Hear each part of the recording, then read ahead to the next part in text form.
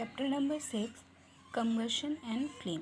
तो यहाँ पर फर्स्ट पॉइंट आता है कंबशन किसे कहते हैं। कंबशन वो केमिकल प्रोसेस है जिसमें कोई भी सब्सटेंस ऑक्सीजन के साथ रिएक्ट करने पर हीट देता हो, तो इस प्रोसेस को हम कहते हैं कंबशन। ठीक है, दोबारा सुन लेते हैं एक बार। ऐसा कोई भी केमिकल प्रोसेस जिसमें कोई भी सब्सटेंस अगर आपका ऑक्सीजन के साथ रिएक्ट करता हो और हीट प्रोड्यूस करता हो तो उस प्रोसेस को कहा जाता है कंबशन। नेक्स्ट आ जाते हैं फ्यूल। ऐसा कोई भी सब्सटेंस जो कंबशन कर सकता हो उसे कहा जाता है कंबस्टिल या फिर फ्यूल।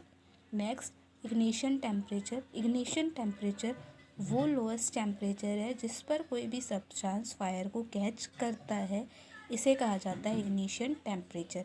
इस टेम्परेचर के बाद वो सब्सटेंस फायर कैच नहीं करेगा।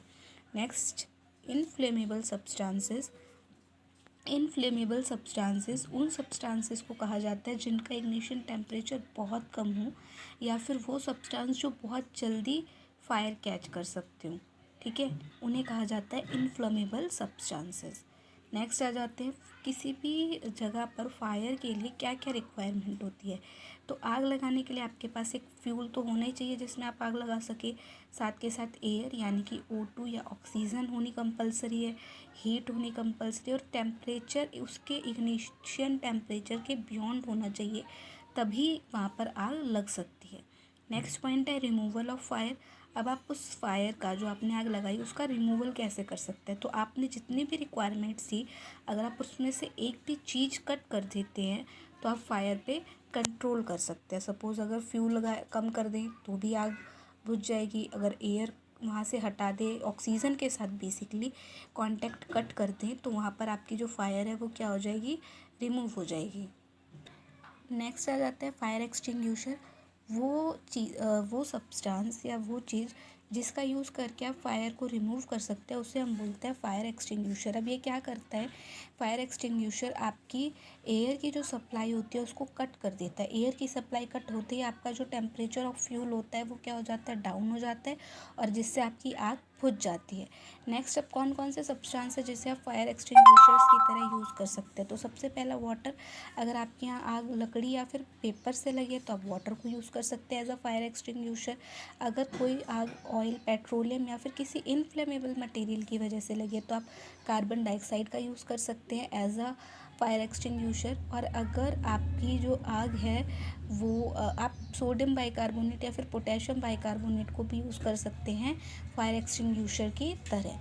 नेक्स्ट आ जाते हैं कंबशन। दो तरीके का होता है, पहला रैपिड, दूसरा स्पॉन्टेनियस। रैपिड कंबशन का मतलब होता है जिसमें गैस एकदम से जले और हीट और लाइट प्रोड्यूस करे, उसे बोलते हैं रैपिड कंबशन। जैसे सपोज़ आपने एक लकड़ी थी उसमें आग लगाई तो वो एकदम से जलेगी और उसमें हीट और लाइट दोनों प्रोड्यूस होगी। नेक्स्ट आ जाते हैं स्पॉन्टेनियस। ऐसा कंबशन जिसमें मटेरियल एकदम से ब्लास्ट हो और उसमें फिर क्या लग जाए, फ्लेम, उसमें फ्लेम निकलने लग जाए। नेक्स्ट आ जाते हैं एक्सप्लोजन्स पे। एक्सप्लोजन का मतलब होता है एक टाइप का लार्ज अमाउंट ऑफ रिएक्शन जो कि गैसेस की वजह से फॉर्म होता है। ठीक है, आपने किसी गैस पे किया, किसी सब्सटेंस पे प्रेशर अप्लाइड किया तब उसने एकदम से बहुत लार्ज अमाउंट में रिएक्शन दिया, उसे कहा जाता है एक्सप्लोजन। नेक्स्ट आ जाता है कैलोरीफिक वैल्यू। कैलोरीफिक वैल्यू का मतलब होता है आपने कंबशन किया किसी भी सब्सटेंस का तो 1 kg ऑफ फ्यूल कंबशन के बाद उसमें कितने अमाउंट में हीट एनर्जी निकली, उसे उसकी कैलोरीफिक वैल्यू कहा जाता है। नेक्स्ट आ जाते हैं harmful effect of burning fuel. Harmful effect क्या क्या है, जो अनबर्न्ड कार्बन होता है वो रेस्पिरेटरी डिजीज़ कॉज करता है।